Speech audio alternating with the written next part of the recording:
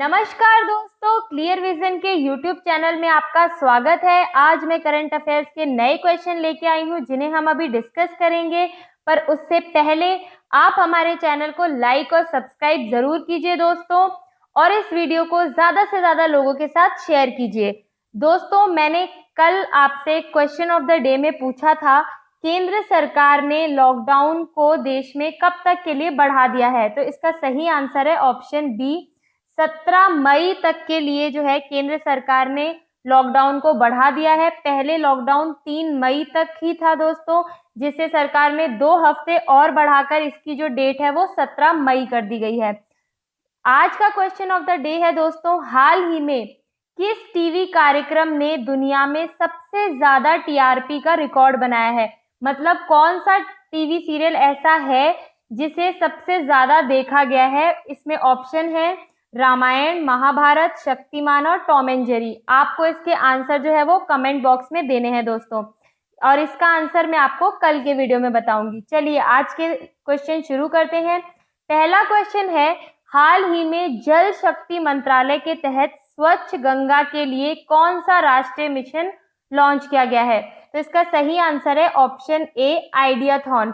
दोस्तों, 2 मई को जल शक्ति मंत्रालय के तहत काम करने वाली स्वच्छ गंगा, ये ऐसे लिखते हैं दोस्तों, स्वच्छ गंगा के लिए जो है राष्ट्रीय मिशन आइडियाथॉन लॉन्च किया गया है। यह the future of river management पर केंद्रित है, जो कि पता लगाएगा कि कोविड-19 के जो संकट है उसका नदी प्रबंधन रणनीतियों पर कैसा प्रभाव पड़ेगा। दोस्तों, आइडियाथॉन जो इवेंट है इसने जांच की है कि संकट को दूर करने के लिए नदियों के सामाजिक कोण का कैसे लाभ उठाया जाए। ये जो आइडियाथॉन है ये शहर के जो शहरी नदी प्रबंधन योजना है, यानी कि रिवर मैनेजमेंट नामक इसमें एक ढांचा बनाया गया है। दोस्तों, यह मिशन जो है नदियां जो हैं उन्हें और शहरों को इंटरकनेक्ट करेगा, मतलब उन्हें जोड़ेगा। इसमें एक ऑनलाइन क्विज भी जोड़ा गया है जिसका नाम रखा गया है गंगा क्वेस्ट।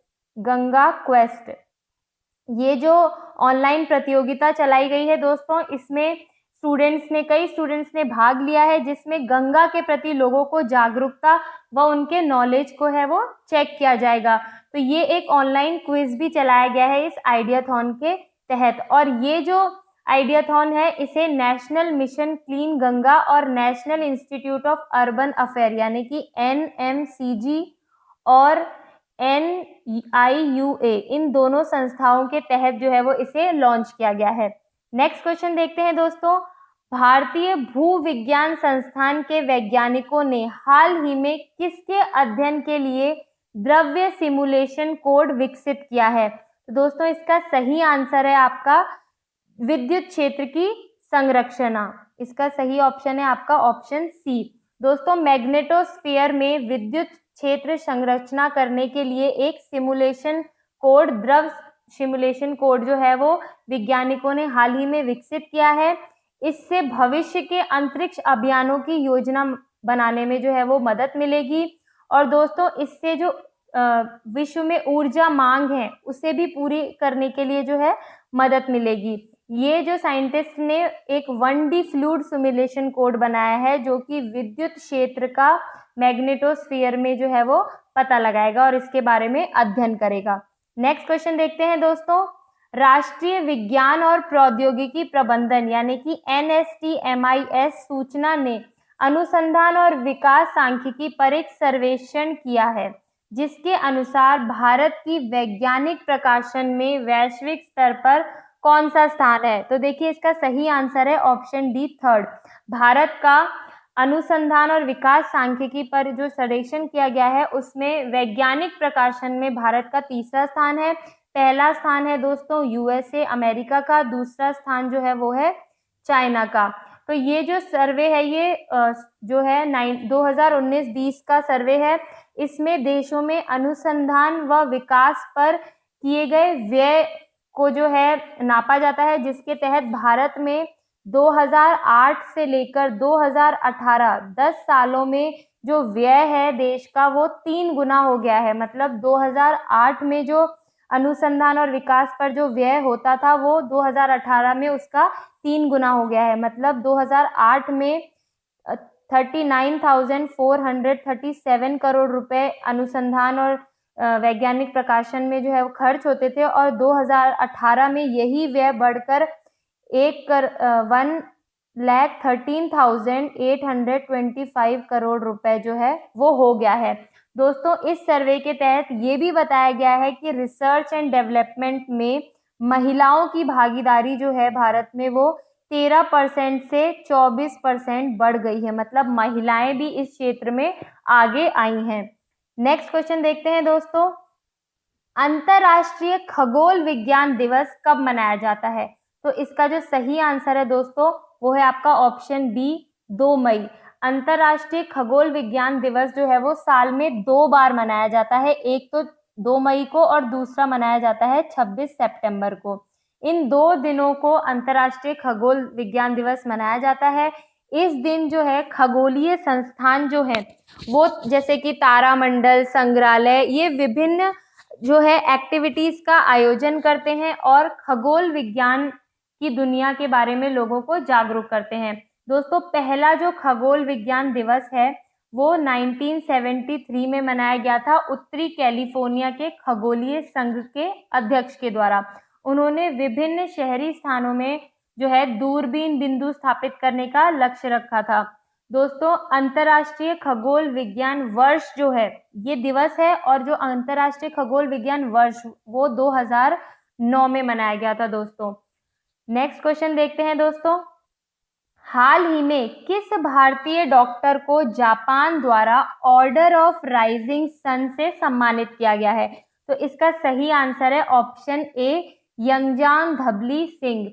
इन्हें जापान सरकार द्वारा भारत में जापान की बेहतर समझ को बढ़ावा देने और दोनों देशों के बीच संबंधों को गहरा करने के लिए ऑर्डर ऑफ राइजिंग सन जो है अवार्ड दिया गया है। दोस्तों, यंगजाम धबली सिंह जो हैं ये एक डॉक्टर हैं पेशे से, और मणिपुर टूरिज्म फोरम यानी कि MTF के जो है ये संस्थापक भी हैं। इन्होंने सेकेंड वर्ल्ड वॉर जो हुई थी इसके इम्फॉल वॉर जो हुआ था उसकी 70वीं वर्षगांठ जो है उसका आयोजन किया था, जिसमें भारत के जापान दूतावास के कई अधिकारी व जापान के नागरिकों ने भी भाग लिया था। दोस्तों, बता दूं ऑर्डर ऑफ जो राइजिंग सन है ये अंतरराष्ट्रीय संबंधों में उपलब्धियों, जापानी संस्कृति को बढ़ावा देने और पर्यावरण संरक्षण, कल्याण व अपने क्षेत्रों में उपलब्धि करने वाले लोगों को दिया जाता है। और इस अवार्ड की जो शुरुआत की गई थी वो 1875 में की गई थी। जापानी जो सम्राट थे मीजी, जापानी सम्राट उस समय थे मीजी, जिनके द्वारा जो है इसे गठित किया गया था, और तब से ये सम्मान हर साल जो है वो दिया जाता है।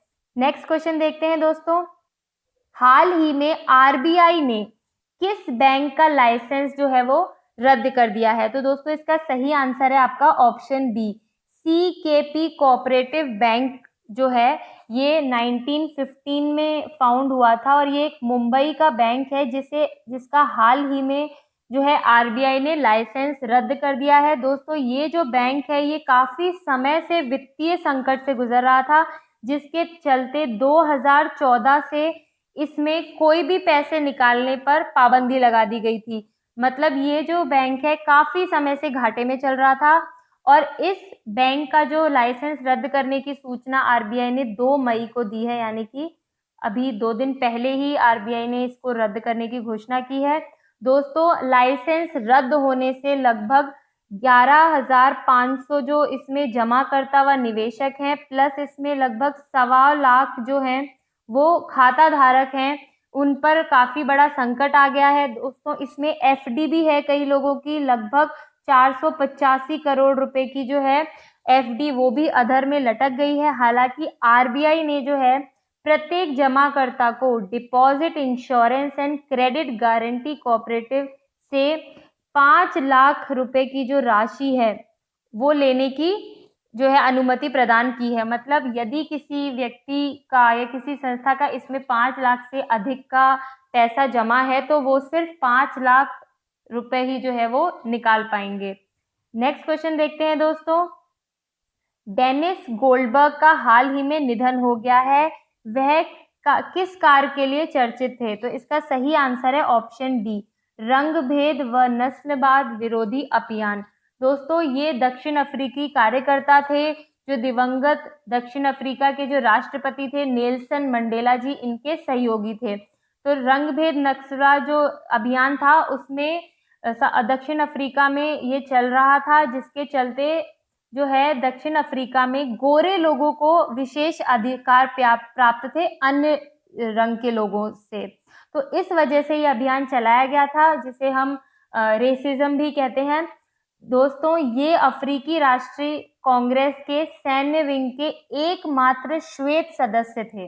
डेनिस गोल्डबर्ग जो हैं, इनकी 87 वर्ष की उम्र में जो है इनका निधन हो गया है। दोस्तों, इन्हें 1964 में जो है आजीवन कारावास की सजा भी सुनाई गई थी, पर इन्हें 22 साल बाद ही रिहा कर दिया गया था।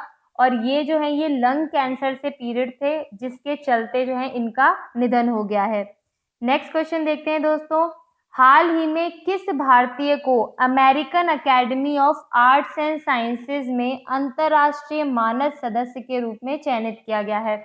तो इसका सही आंसर है ऑप्शन डी, उपरोक्त सभी यानी कि शोभना नरसिम्हन, विमन बागची और कविता सिंह, इन तीनों को जो है, ये नरसिम्हा है, इन तीनों को अंतर्राष्ट्रीय मानद सदस्य के रूप में जो है चयनित किया गया है। दोस्तों, ये जो ऑर्गेनाइजेशन है in American academy of art and sciences, ये एक अंतर्राष्ट्रीय ऑर्गेनाइजेशन है, जिसका गठन हुआ था 1780 में, 4 मई 1780 में जो है इसका गठन हुआ था दोस्तों। और इसकी जो मानक सदस्यता है वो Albert Einstein, Akira Kurosawa, Nelson Mandela व चार्ल्स डार्विन को भी जो है मानद सदस्य के रूप में चुना जा चुका है। दोस्तों, शोभना नरसिम्हा जो हैं, इन्हें ये जो है ये Jawaharlal Nehru centre for advance scientific research Bangalore से हैं। शोभना नरसिम्हा जो हैं, ये Jawaharlal Nehru centre for advance scientific research जो है बेंगलोर से हैं। विमन बागची जो है ये भारतीय विज्ञान संस्थान बेंगलोर से ये भी हैं, जो कि सॉलिड स्टेट और स्ट्रक्चरल केमिस्ट्री यूनिट से हैं, मतलब इनका जो फील्ड है वो केमिस्ट्री है। और कविता सिंह जो हैं, ये जेएनयू के school of art and aesthetics, मतलब सौंदर्य शास्त्र जिसे कहते हैं, एस्थेटिक, इसकी छात्रा हैं। इन्हें ह्यूमैनिटीज यानी कि मानविकी और कला स्ट्रीम के लिए चुना गया है। तो ये तीनों जो हैं, इन तीनों को चयनित किया गया है, इसलिए इसका ऑप्शन जो है वो डी करेक्ट होगा। नेक्स्ट क्वेश्चन देखते हैं दोस्तों, हाल ही में किस आईआईटी ने कोरोना वायरस के लिए प्रकृति ऐप विकसित की है? तो इसका सही आंसर है ऑप्शन बी, आईआईटी दिल्ली ने प्रकृति, इसको ऐसे लिखते हैं PRACRITI, इसका फुल फॉर्म है prediction and assessment of corona infection and transmission. तो ये जो ऐप है ये हाल ही में आईआईटी दिल्ली ने लॉन्च की है। दोस्तों, ये जो डैशबोर्ड है ये जिलेवार और राज्यवार भविष्यवाणियां प्रदान करेगा। ये राष्ट्रीय आपदा प्रबंधन, स्वास्थ्य परिवार कल्याण मंत्रालय और WHO के जो उपलब्ध आंकड़े हैं, इनके आधार पर कोरोना संक्रमित व्यक्तियों की संख्या बताएगा। दोस्तों, ये 3 हफ्ते पहले ही एक प्रिडिक्शन दे देगा, एक भविष्यवाणी दे देगा कि किस जगह पर जो है कितने लोग कोरोना संक्रमित हो सकते हैं। तो ये एक तरीके से प्रिडिक्शन यानी कि भविष्यवाणी करेगा 3 हफ्ते पहले ही, और ये बताएगा कि एक कोरोना पॉजिटिव व्यक्ति से कितने लोग जो है वो संक्रमित हो सकते हैं। नेक्स्ट क्वेश्चन देखते हैं दोस्तों, हाल ही में भारत के नए मुख्य सूचना आयुक्त जो हैं वो कौन बने हैं? तो इसका सही आंसर है दोस्तों ऑप्शन सी, विमल जुल्का जो हैं ये भारत के नए मुख्य सूचना आयुक्त बने हैं। इन्होंने सुधीर भार्गव की जगह ली है। दोस्तों, ये 1979 बैच के MP के जो हैं IAS अधिकारी हैं। पहले ये सूचना और प्रसारण सचिव थे, और इन्होंने जो है वित्तीय सलाहकार व सचिव के रूप में विदेश मंत्रालय में भी काम किया है।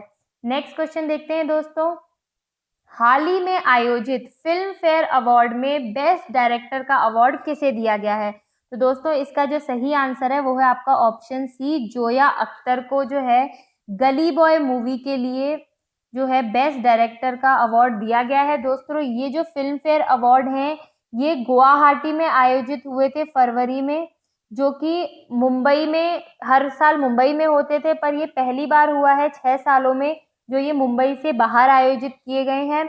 दोस्तों गली बॉय मूवी को लगभग टोटल 12 फिल्म फेयर अवार्ड जो है वो इस साल मिले हैं, और इस शो को जो होस्ट किया था वो करण जौहर व विकी कौशल के द्वारा किया गया था। नेक्स्ट क्वेश्चन देखते हैं दोस्तों, हाल ही में किस देश ने कोरोना वायरस की उत्पत्ति की अंतर्राष्ट्रीय जांच की मांग की है? तो इसका सही आंसर है ऑप्शन बी।